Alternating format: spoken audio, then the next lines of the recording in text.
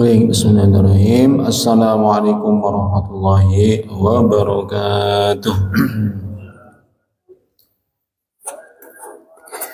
Alhamdulillahi rabbil alamin wal 'aqibatu lil muttaqin wa la 'udwana illa 'alal zalimin.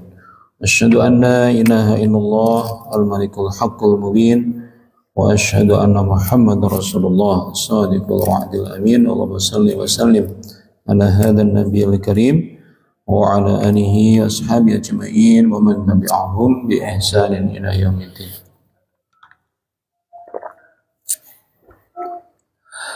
Radina billahi rabba wa bil islam dina wa bi Muhammadin nabiy wa rasulih rabbana zidna ilma wa razuqna fahma. Allahumma inna nas'aluka ilman nafi'a wa rizqan thayyiba wa 'amalan mutaqabbala. Allahumma inna 'ala dzikrika wa syukrika wa husni ibadatika Allahumma salli ala nabi faidil imani bik wa jamili tawakkuli alaik wa ahyina bi ma'rifatik wa amitna syahadati bi sabilik innaka ni'mal maula wa ni'man nasir. Amin. Baik sekalian, mari kita awali ngaji kita Syarah Riyadhus Shalihin dengan basmalah. Bismillahirrahmanirrahim. Alhamdulillah, sekalian, mari kita menjadikan syukur kita kehadirat Allah Subhanahu wa taala. Malam hari ini kita bisa lanjutkan ngaji kita kembali setelah sebelumnya kita awali dengan salat maghrib berjamaah. Semoga barokah untuk kita semuanya dan seluruh anggota keluarga kita. Amin ya rabbal alamin. Baik sekalian, kita masih membahas mengenai bab yaitu tahrimul dzulmi wal amru biraddil madzalim, yaitu bab tentang haramnya kezaliman dan perintah untuk mengembalikan apa yang kita zalimi kepada orang yang terzalimi. Kita masuki hadis yang ke-208. Bismillahirrahmanirrahim. Wa an Mu'adzin radhiyallahu anhu qala, dan dari sahabat Mu'adz bin Jabal radhiyallahu anhu, dia katakan, ba'asani Rasulullah SAW baqal, satu ketika pernah Nabi itu mengutusku, Rasulullah SAW pernah mengutus aku, kemudian beliau berpesan mengiringi yaitu pengutusannya itu, innaka ta'ti qauman min ahlil kitab, sungguh kamu wahai Mu'adz akan mendatangi satu kaum dari ahli kitab di Yaman ceritanya ya. Fad'uhum ila syahadati an la ilaha illallah wa anni rasulullah, maka ajaklah mereka, dakwailah mereka kepada persaksian bahwa sesungguhnya tiada sesembahan kecuali Allah dan bahwa sesungguhnya aku ini adalah utusan Allah. Fa innahum ata'u lidzalika, maka apabila mereka mentaati bab tersebut, artinya mau mengucapkan dua kalimat syahadat, fa'alimhum anna Allah qad iftarada 'alaihim khamsa salawatin fi kulli yawmin wa lailatin, maka ajarkan kepada mereka, beritahu mereka bahwa sesungguhnya Allah Subhanahu wa taala telah mewajibkan atas mereka salat 5 waktu dalam sehari semalam, setiap sehari semalam.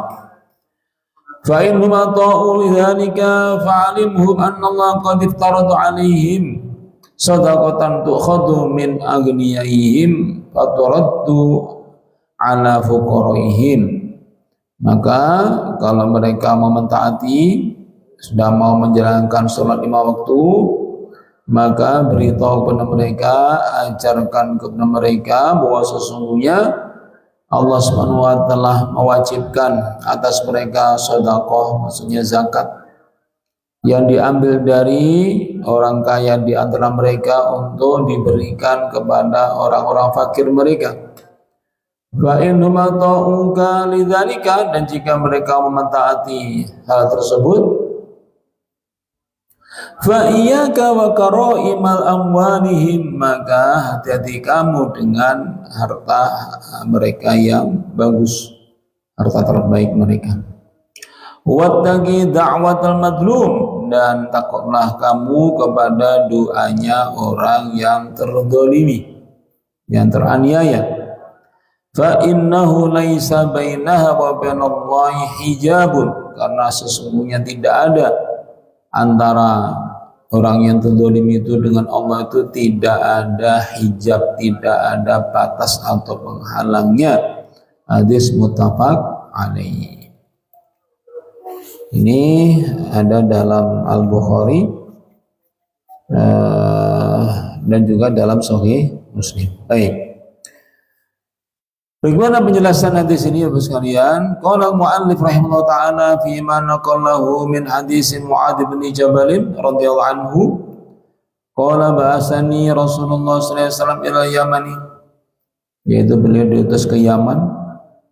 Wa kana bi'satu iyahu fi rabi'in minas sanah al-'ashrah min al-hijrah. Peristiwa tentang diutusnya Mu'adz ke Yaman ini terjadi pada bulan Rabiul Awal pada tahun ke-10 setelah hijrah. Jadi sudah cukup jauh, dakwah di Madinah sudah 10 tahun ya. Mu'adz ini diutus ke Yaman gitu. Wa kanu ahla kitabin, dan adalah penduduk Yaman waktu itu adalah ahli kitab. Kalau nggak Yahudi ya Nasrani.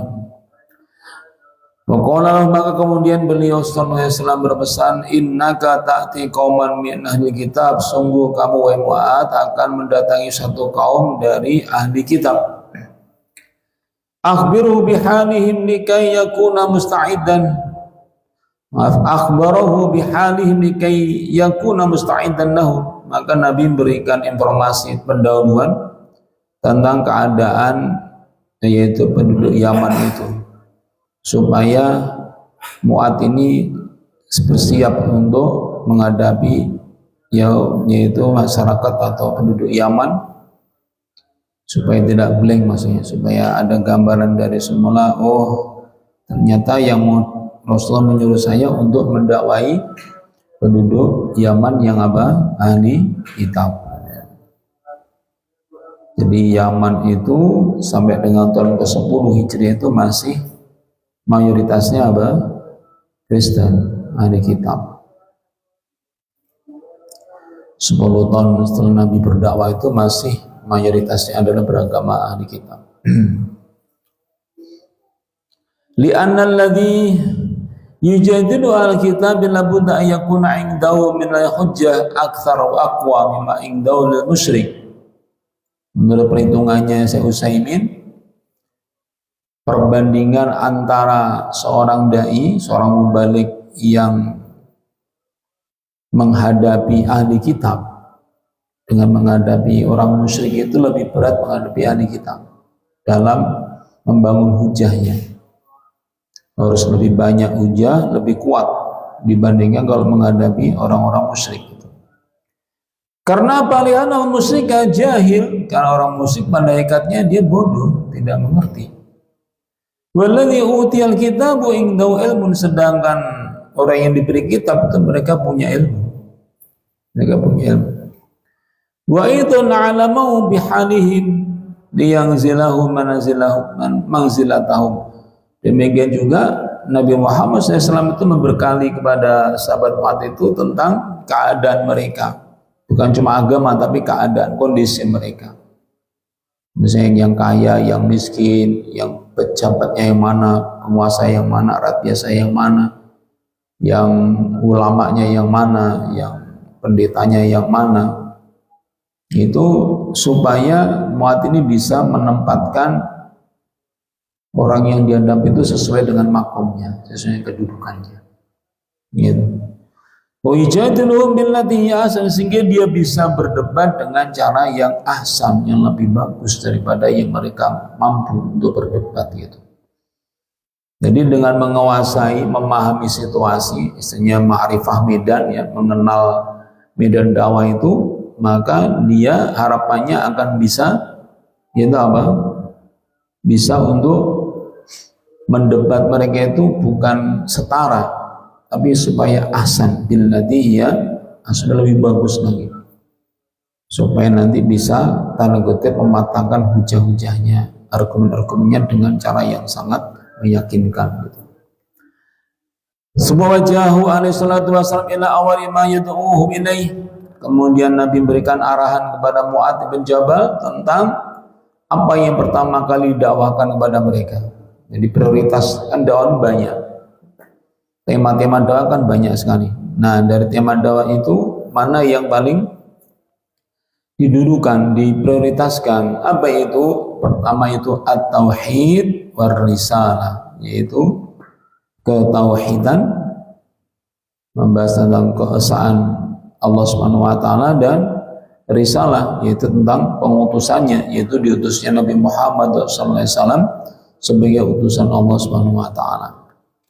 Dengan apa? Dengan sabda Nabi kepada Mu'adz itu, yaitu ud'uhum ila syahadati alla ilaha illallah wa anni rasulullah, yaitu ajaklah mereka, dakwai mereka kepada persaksian, supaya mau bersaksi maksudnya bahwa sesungguhnya tiada sesembahan kecuali Allah Ta'ala, dan bahwa sesungguhnya aku ini adalah utusan Allah. Yaitu apa? Berupa apa? Ayyashadu an la ilaha illallah ay la ma'buda bihaqqin illallah. Maksudnya adalah supaya mereka mau mempersaksikan, mau bersyahadat bahwa sesungguhnya tidak ada sesembahan kecuali Allah. Maksudnya tidak ada yang disembah yang layak, yang berhak untuk disembah kecuali Allah Subhanahu wa taala. Bahwa al-mustahiqu lil ibadi, karena dialah zat yang paling layak untuk diibadahi. Wa ma'adahu fali yastahiqu lil ibadah, sedangkan selain daripada Allah Subhanahu wa taala ya tidak layak, tidak punya hak untuk disembah. Bal ibadatuhu batilah, bahkan kalau sampai ada yang menyembahnya ya berarti itu batil, sesuatu yang batil.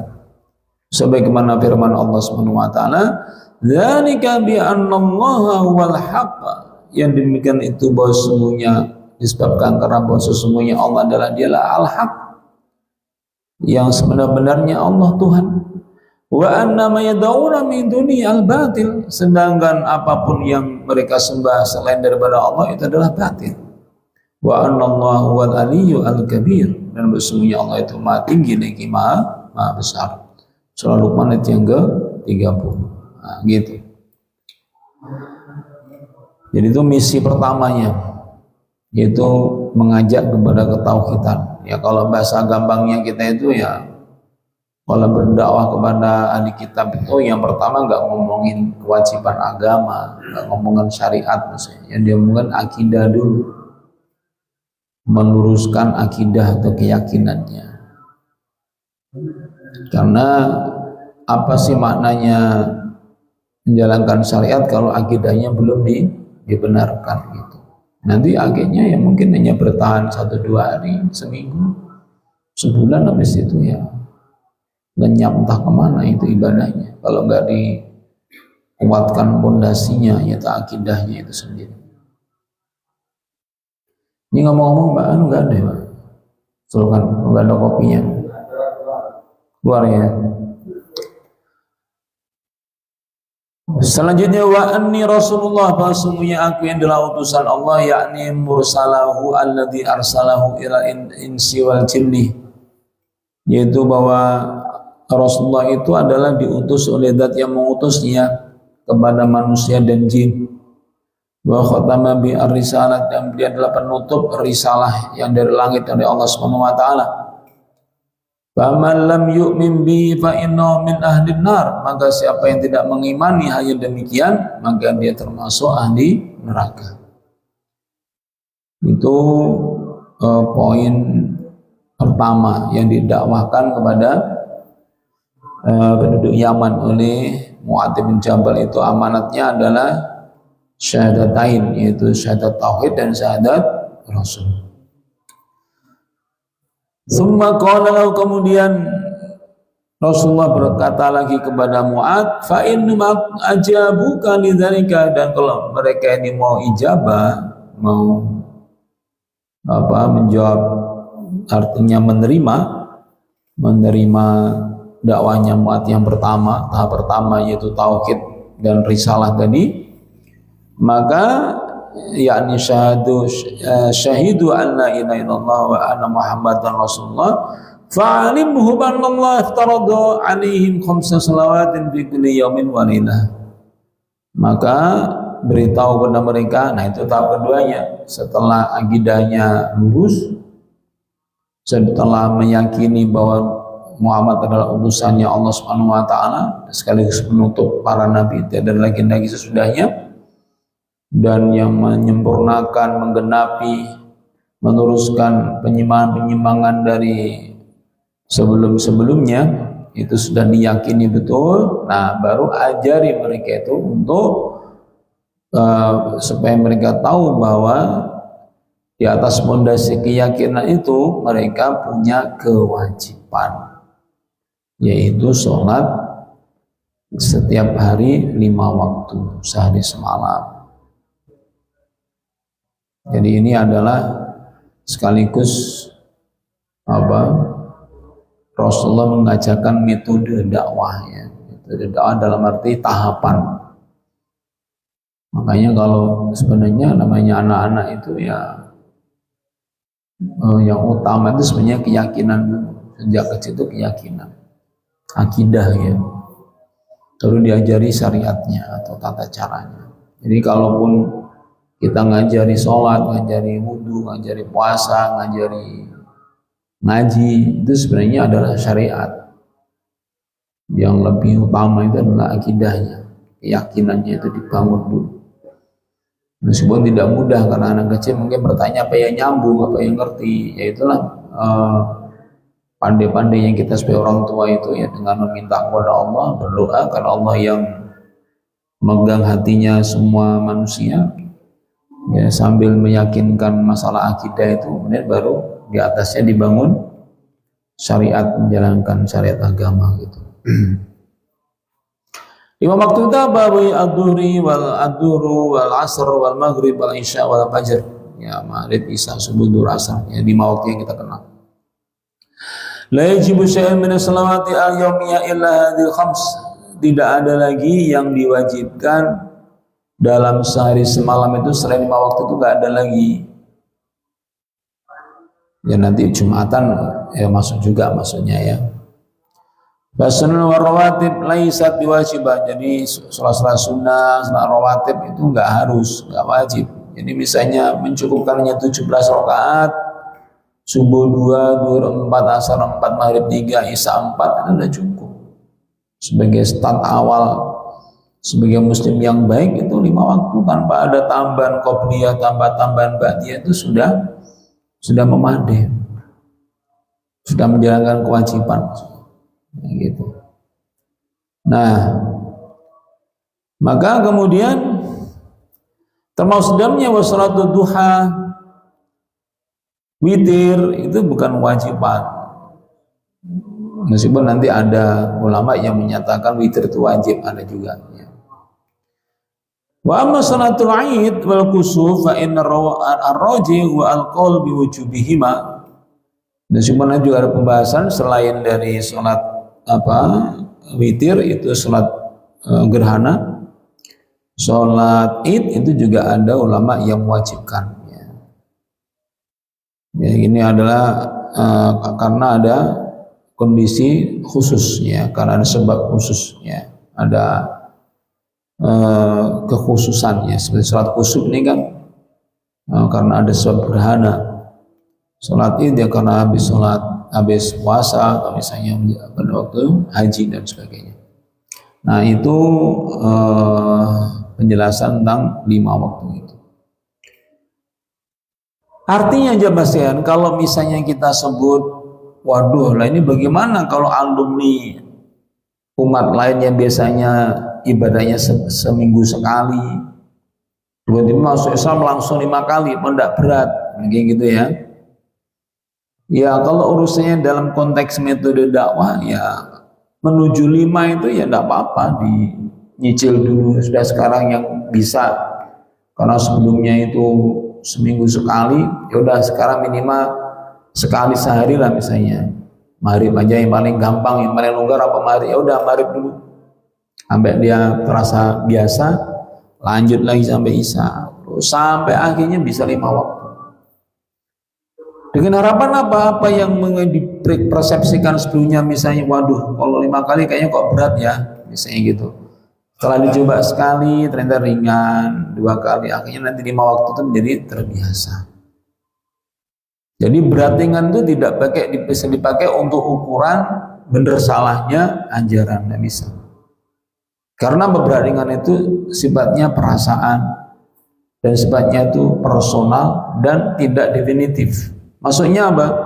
Apa yang orang bilang berat belum tentu bagiannya terasa berat. Sebagaimana orang bilang ringan belum tentu bagiannya terasa ringan. Makanya kalau bilang berat ringan itu jangan dipakai ukuran menetapkan, waduh, agama Islam itu berarti nggak bener, soalnya apa? Itu ibadah sholatnya itu berat 5 waktu.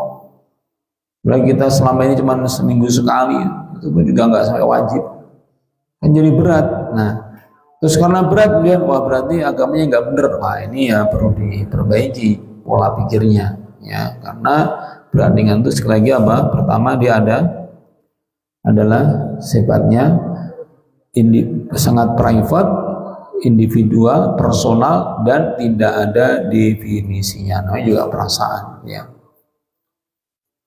Daripada begitu mendingan kita membiasakan atau melatihnya atau mengkondisikan. Lagi pula berat ringan itu juga bukan ukuran bagi dia itu berarti kalau ringan berarti benar, kalau berat berarti salah, enggak juga. Oh, kita melihat para juara, para orang sukses itu ya dia mesti mengalami masa-masa berat dalam hidupnya untuk menyiapkan menjadi orang hebat, orang sukses. Dia nggak mungkin selamanya ringan kan setelah berhasil.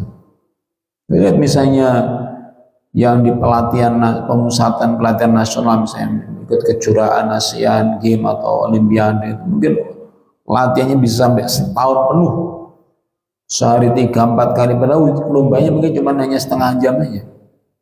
Di persiapannya itu berat banget. Ketika lombanya mungkin hanya sehari itu sudah selesai. Jadi itu udah biasa. Makanya berat ringan jangan dipakai sebagai ukuran benar salah itu ya menurut saya terlalu menyimpelkan, dalam arti ya menurut saya jangan begitulah gitu ya. Ya kita kalau hanya masalah kita masih merasa berat-berat itu ya silakan, itu sebagai proses nggak masalah, tapi jangan sampai itu menjadi ukuran untuk kita kemudian misalnya ragu-ragu untuk bersyahadat misalnya, wah ini apa dia kita berat gitu. Nah, itu supaya jangan sampai kita punya pikiran ke sana gitu. Sebagaimana ada juga misalnya meskipun dia tidak beragama Islam, dia juga mungkin ada juga di umat atau agama ini juga orangnya merasa berat juga ada. Pemeluknya maksudnya. Makanya jangan dipakai ukuran berat ringan itu. Apalagi kalau kemudian kita punya contoh. Contohnya apa? Buktinya banyak juga orang yang merindukan sholat misalnya. Kita bilang berat, tapi banyak juga yang begitu senang. Dia datang sebelum adzan udah datang, kan banyak.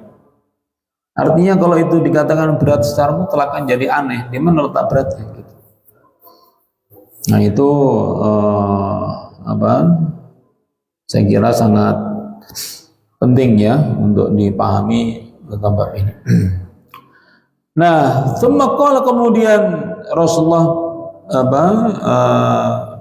bersabda lagi setelah itu, fa inhum ata'uni dzalika fa'alimhum annallaha aftarada 'alaihim shadaqatan tu'khad min aghniyaihim faturaddu fi fuqaraihim. Nah, kalau sudah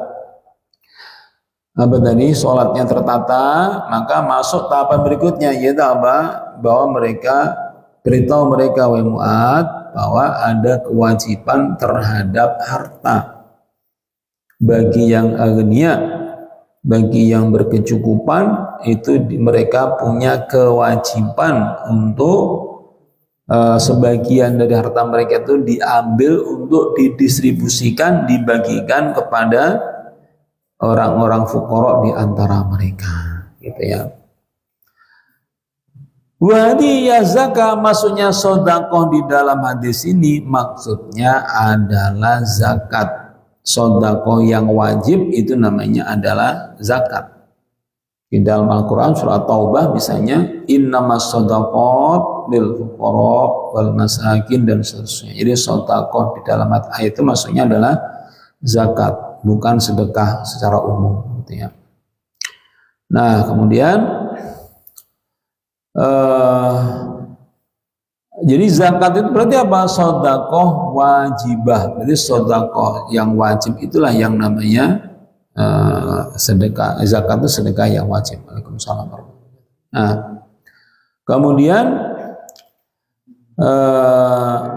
di dalam redaksinya hadis tadi disebutkan dengan sangat jelas, yaitu apa? Zakat itu diambil dari orang kaya mereka, humnya, untuk dikembalikan sebagiannya kepada yang miskin di antara mereka. Jadi ini apa?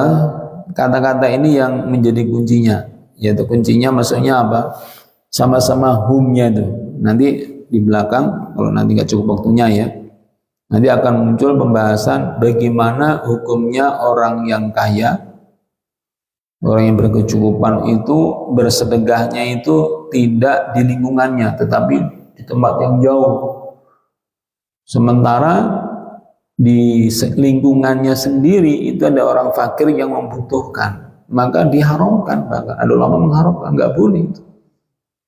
Makanya redaksinya itu adalah tukhad min agniyaihim faturaddu fi fuqaraihim. Jadi dalam satu komunitas, misalnya satu desa, satu kecamatan itu kan ada kaya ada miskinnya gitu. Satu kota ada kaya ada yang miskinnya, satu provinsi ada kaya ada miskinnya. Maka sesuai dengan kalibernya dia itu nopangnya apa? Satu kelurahan kalau ada yang masih miskin, dia jangan ke kelurahan yang lainnya. Kalau kelurahannya itu sudah semuanya gak ada lagi yang miskin, meluas ke kecamatan. Kita orang kaya di kecamatan itu, maka kalau ada yang satu kecamatan masih ada yang fuqara, maka jangan dikeluarkan dari kecamatannya. Terus begitu sampai akhirnya kata himnya itu yaitu sesama mereka. Ya, namanya Allah sudah ngatur dalam hidup ini, dalam satu masyarakat itu mesti ada yang kaya, ada yang miskin. Dalam skala apapun, skala desa, bahkan sekarang mungkin skala RW ada begitu. Satu RW itu ada yang kaya, ada yang miskin. Bahkan mungkin sekarang ada yang satu RT itu ada yang kaya, ada yang miskin. Bahkan mungkin ada satu RT mungkin ada yang kaya, ada yang miskin. Bahkan nanti saja mungkin terjadi dalam satu dasawisma 10 rumah itu ada satu yang kaya, 9-nya yang miskin. Itu mungkin terjadi. Nah, itu yang perlu dipahami maknanya dari kata him di sini. Jadi bukan yang kaya kasih yang miskin, bukan, tapi maksudnya golongan kayanya mereka itu supaya membagi hartanya kepada yang miskin di antara mereka juga, sesama merekanya. Jadi sama-sama satu wilayah sesuai dengan daya jangkaunya kedua kelompok kaya dan miskin tersebut gitu ya. Nah, kemudian siapakah namanya al-ghani, orang kaya itu? Orang kaya itu maksudnya bukan harus namanya konglomerat atau orang yang maksudnya itu adalah man yamliku nisaban zakawiyan, yaitu orang yang mempunyai harta itu sampai nisab 80 sekian gram emas. Itu kalau sekarang kira-kira 15 juta ya. Sekarang 15 juta, anggapnya 15-16 juta lah. Jadi dalam konteks ghani, orang yang disebut berkecukupan di dalam agama Islam itu adalah orang yang punya penghasilan 15 juta per bulan. Itu namanya sudah masuk kategori aghnia. Dalam arti apa? Sudah masuk kewajiban 2,5% dikeluarkan dari 15 juta. Sekitar berapa itu? 400 ribunya ya. Per bulan sekitar 400 ribu itu. Jadi kalau sudah punya 15 juta lebih penghasilan itu kurang lebih ya 375, anggap aja 400 ribu lah itu per bulan dikeluarkan. Itu sudah sampai tingkatan wajib. Nah, namanya tingkatannya wajib berarti kalau belum sampai situ bukannya nggak boleh berderma, tetapi apa, statusnya nggak sampai wajib gitu ya. Tapi kalau memang kita punya jiwa ingin bersedekah sebagai solusi hidupnya, ya kesempatan untuk biasakan diri, mumpung belum wajib, diupayakan dibiasakan supaya nanti ketika sampai nisabnya itu kita sudah tidak terasa berat lagi. Cuma nanti di dalam pembahasan juga ada misalnya apakah tiap bulan, ya, dalam arti apa, 15 juta tadi, apakah tiap bulan, apakah tiap panen, apakah tiap tahun, yaitu perbedaan ulama dalam memahami kata nisab itu gampang lah itu. Yang penting kita pahami dulu yang namanya orang kaya itu adalah orang yang sudah sampai pada nisabnya dan haul tentu saja ya, sampai haulnya. Nah, ya ini juga bagian dari solusi. Semua problematika hidup kita itu bisa kita solusikan dengan tadi sholat, dengan zakat, ya, sedekah, itu termasuk bagian dari mengatasi segala macam solusi hidup kita.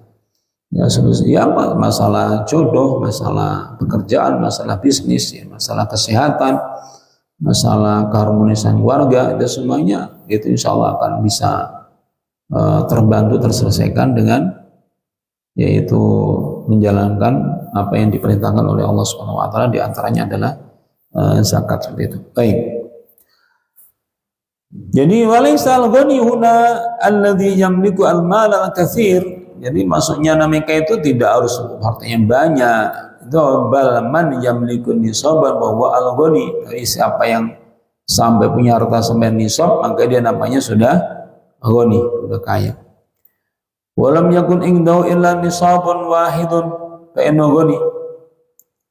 Bahkan andaikan dia enggak punya kecuali hanya sebatas itu saja, anggap aja sekarang 16 juta habis gampangnya, itu namanya sudah dalam kacamata agama, hubungannya dengan kewajiban, itu sudah masuk kategori orang kaya. Kaya itu dalam bahasa Arabnya orang yang berkecukupan, orang yang cukup, bukan orang yang melimpah ruah. Orang ghani itu orang yang kasarannya tidak butuh bantuan orang lain untuk menyangga kehidupannya. Gitu. Ghani artinya itu nggak butuh. Artinya nggak butuh apa? Nggak butuh pertolongan, nggak butuh bantuan yang lain. Nah, kemudian wa qala turaddu fi qari ayat tusarrafu fi fuqara'il balad. Nah, ini saya bilang tadi ya, harus diselesaikan di negerinya masing-masing dulu. Jadi jangan keluar kemana-mana, ya. Nanti ada filosofinya. Bali hada yukhti qaumun yursiluna sadaqatihim ila biladin ba'ida. Karena itu menurut beliau adalah suatu kesalahan kalau seseorang itu mendistribusikan sedekahnya kepada negeri yang jauh dalam keadaan fi biladihim man huwa muhtajun, kalau di negerinya sendiri itu sedang dibutuhkan. Seperti sekarang kan, maaf ya, saya misalnya di Afrika banyak kekeringan, sumur, sedekah sumur itu kan banyak, kita dengar di medsos kan banyak begitu. Itu bukan mesti boleh, bukan mesti nggak boleh, tapi adalah kalau sama-sama di negeri kita itu ada yang kekeringan butuh sumur, maka yang diprioritaskan ya negeri kita sendiri, itu maksudnya gitu. Itu kalau konteksnya negara atau bangsa ya. Tapi nanti kan juga ada yaitu maksudnya adalah dipersempit ruangnya tadi yang saya sampaikan tadi, bisa level provinsi, bisa level kabupaten kota.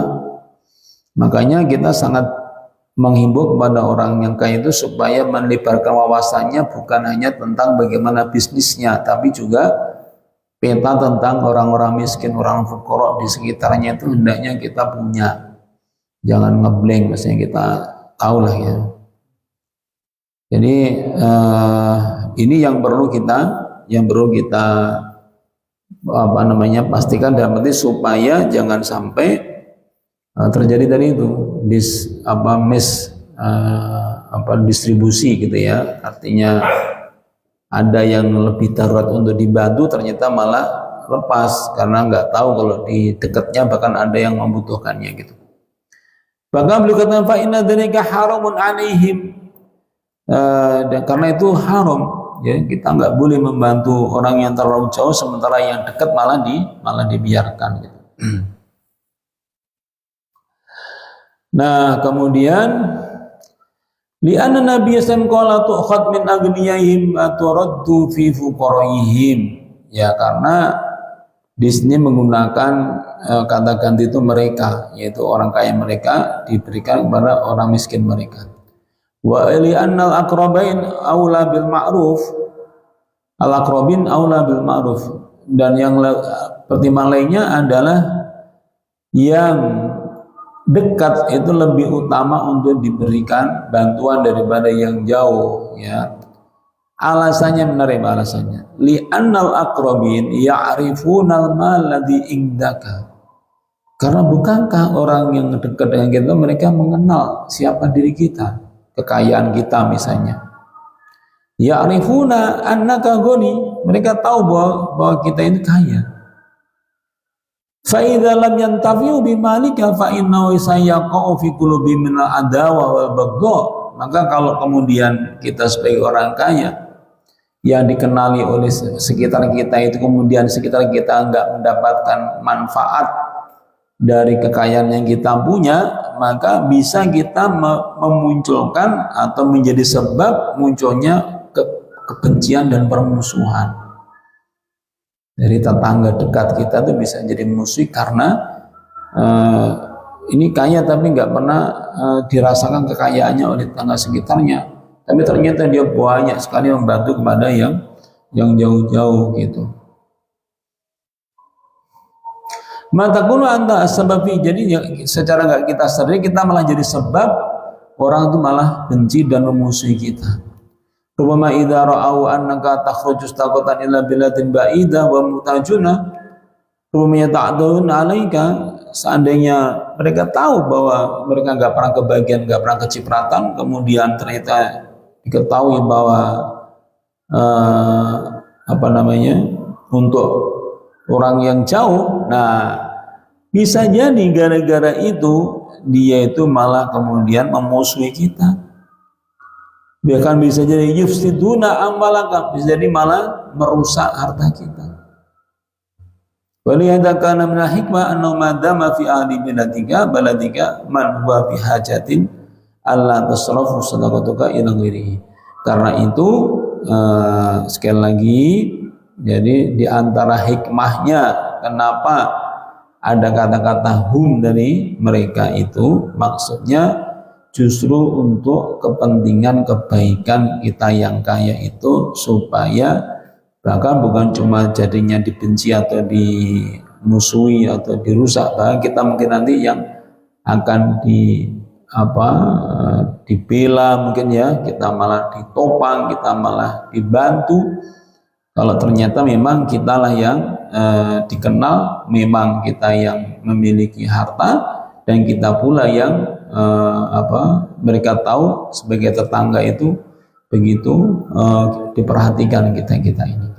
Nah itu saya kira hikmah yang luar biasa ya, dari makna orang yang kaya itu dihimbau, diarahkan supaya yang dibantu adalah orang miskin setempat itu yang diutamakan. Tetapi sekali lagi tentu bukan maksudnya adalah mutlak dalam arti selamanya begitu, karena kan bisa jadi suatu ketika di kampung kita memang nggak ada yang miskin. Karena miskin itu maksudnya mungkin ada tetangga desa yang jauh lebih berat masalahnya, bisa jadi begitu kan, sehingga akhirnya ya kemudian juga membantu kepada yang lebih jauh, itu sangat dimungkinkan. Yang penting jangan sampai melupakan yang dekat. Itu saya kira yang message-nya di sana, pesan pentingnya adalah di sana. Nah itu saya kira poin yang keduanya. Poin ketiga berarti ya, jadi tadi bersyahadat, kemudian sholat, kemudian zakat. Nah yang keempat, tsumma qala lahu fa in mata'u lidzalika yakni inqadu wa wafaqu. Nah kalau bersaksi syahadatain sudah, kemudian sholat sudah, zakat sudah. Nah yang keempat, kalau mereka mentaati mau bayar zakat, maka fa iyyaka wa qaraima amwali, maka hati-hati jangan sampai kebablasan. Ini apa arahan Rasul kepada Mu'ad sahabatnya, jangan kamu melampaui batas, yaitu apa? Akhirnya malah mengganggu kekayaannya orang tersebut. Jadi kan tadi kan ditarikin zakatnya kan. Nah, jangan sampai kemudian 12 sampai akhirnya jadinya malah istilahnya apa itu? Memeras, pengennya bahasa kita mungkin jadi malah memeras, mengintimidasi, memeras orang-orang kaya ya dengan atas nama apapun, padahal sebenarnya kewajibannya sudah gitu. Dia udah bayar zakat juga sudah dermawan, tapi masih terus kemudian sampai dia kayak tertekan, kayak kemudian diintimidasi, bahkan mungkin diancam ya karena punya kuasa, punya kekuatan, akhirnya kemudian menyentuh karoima amwalihim itu ya. Jadi gimana kuncinya? La tadlim wa la tudlam. Jadi jangan kamu mendolimi, jangan juga didolimi. Misalnya kewajibannya itu 1 juta. Kalau masih sudah 1 juta, ya sudah berhenti.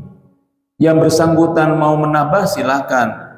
Sebagaimana kalau misalnya ternyata kita sebenarnya tahu kewajiban kita 1 juta, tetapi oleh yang mengut zakat misalnya baru ditagih 500.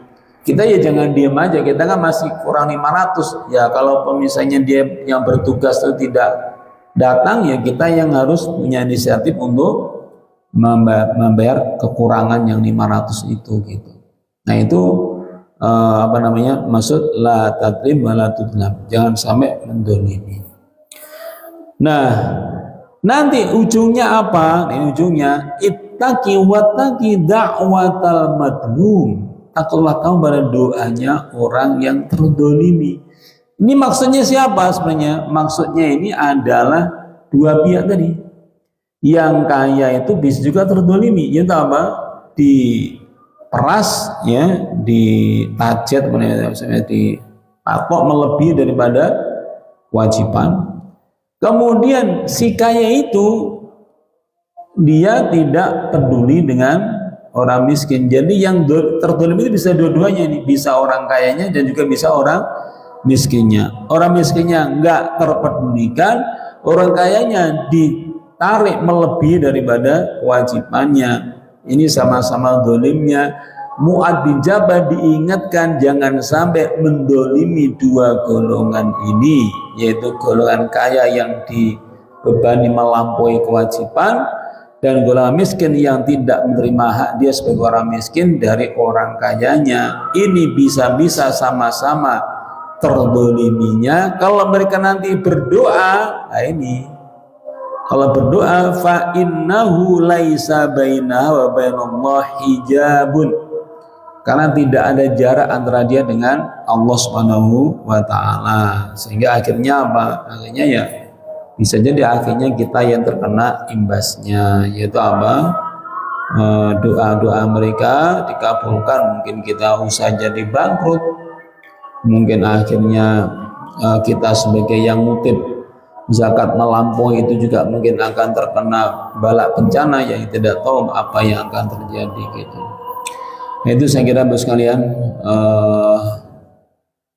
walaupun tidak selesai ya, masih panjang sebenarnya, tapi intisarinya demikian ya. Jadi urutan yang terakhir tadi adalah ujungnya itu kita diminta supaya hati-hati doanya orang yang teraniaya, yang terdoliminya itu adalah karena apa? si kayanya dikutip melebihi, si miskinnya tidak mendapatkan haknya. Mudah-mudahan ini bisa menjadi tadzkirah, peringatan buat kita semuanya, dan lebih-lebih lagi ya tahapan demi tahapan itu perlu kita kondisikan. Maksudnya jangan sampai kita langsung bilang berat, langsung bilang sulit ya, karena ini kita juga diajari bagaimana beragama itu supaya selalu memakai yaitu tahapan demi tahapan, supaya tidak menjadi orang yang suatu ketika begitu rajinnya, begitu semangatnya, tiba-tiba langsung hilang, kelas entah kemana, setelah sekian bulan, sekian tahun muncul lagi. Nah ini bisa jadi karena apa? Kurang bisa mengatur irama bertahapnya di dalam beragama. Gimana supaya beragama itu setahap demi setahap dinikmati, dijalankan, diupayakan, diikhtiarkan, diistiqomahkan, tambah lagi, tambah dosis, itu terus caranya supaya kita bisa istiqomah di jalan Allah Subhanahu wa taala. Wallahu a'lam bishawab. Itu saya kira yang bisa saya sampaikan. Ada yang mau ditanyakan? Saya persilakan. Nggih, monggo. Waalaikumsalam warahmatullahi wabarakatuh. Bila mana kita berzakat kepada kerabat kita yang kebetulan jaraknya jauh dari kita di kota lain, tapi kerabat kita misalnya seperti mertua atau ipar atau Iya, jawabannya bisa boleh, bisa tidak boleh. Boleh itu kalau apa? Yang pasti boleh itu kalau apa? Kita bagi dua. Artinya yang dekat ya kita perhatikan, yang jauh kita perhatikan, itu pasti bolehnya kalau itu. Tapi kalau kita langsung potong kopas yang jauh saja, inilah yang khawatirnya tanpa kita ketahui ternyata ada yang membutuhkan di sekitar kita. Itu kita jadi balak bencana, jadi masalah itu. Makanya ada baiknya jangan langsung-langsung. Ketika kita mau mengeluarkan zakat itu jangan langsung-langsung pakai data pribadi kita. Ya tanya-tanya aja lah kepada masjid atau kepada, sekarang ada lembaga ambil zakat kan? Ada nggak yang mungkin data-data di kampung kami ada? Oh iya Pak, di sana ada yang putus sekolah, anak SMP tidak bisa sekolah, misalnya. Kita kan bisa mikir ini kira-kira lebih prioritas mana ini antara bantu. Bisa dua-duanya, alhamdulillah berarti kan. Kalau misalnya harus milih salah satu ya silakan dipikir kira-kira lebih masyarakat yang mana yang kita bantu itu. Nah itu mari kita terus remajakan datanya supaya kita bisa bersedekah setepat mungkin. Benar ya? Ya, baik, saya kira demikian. Mohon maaf sudah lewat waktu Isya, kita tutup, kita akhiri dengan doa. A'udzubillahi minasyaitonirrajim. Bismillahirrahmanirrahim. Allahumma shalli ala Muhammad wa ala Muhammad. Alhamdulillahirabbil alamin. Allahumma qsim lana min khashyatika ma tahulu bainana wa bain ma'asika wa ta'atika man tuballighuna bihi jannatak wa min yaqini ma yuhawwinu bi 'alaina musibati dunya wa mati'na bi asma'ina wa basarina wa quwwatina ma ahyaitana waj'al warisamina waj'al tharana ala man zalamana wansurna ala man adana wa la taj'al musibatana fi dinina wa la taj'al ad-dunya akbar hammina wa la mablagha ilmina wa la tusallit alaina man la yarhamuna. Subhanakallahumma wa bihamdika asyhadu an la ilaha illa anta astaghfiruka wa atubu ilaik. Nasrun minallah wa batun qarib wa ma bikum qamit tariq. Wassalamualaikum warahmatullahi wabarakatuh.